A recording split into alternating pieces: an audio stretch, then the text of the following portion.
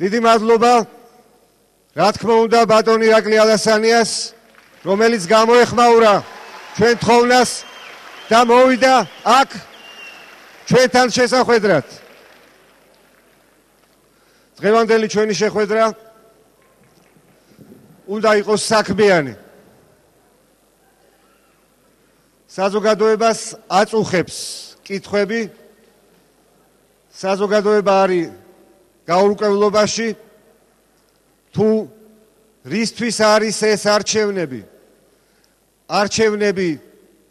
არჩევნებისთვის, თუ არჩევნები შედეგისთვის და არჩევნები გამარჯვებისთვის. პირდაპირ გეტყვით, არჩევნებზე მივდივართ მხოლოდ და მხოლოდ გამარჯვებისთვის.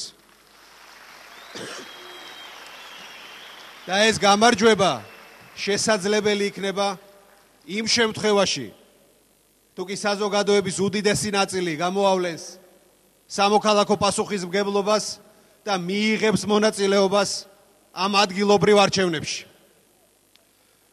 არჩევნები, რომელიც ჩვენ წინ იგეგმება, არ არის ჩვეულებრივი მერის არჩევნები, ეს არ არის ჩვეულებრივი ადგილობრივი არჩევნები.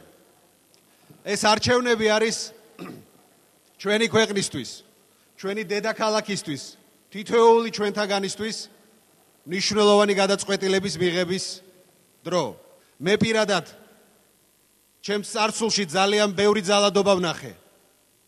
ძალადობა, რომელიც გამოწვეული იყო შეუთანხმებლობით.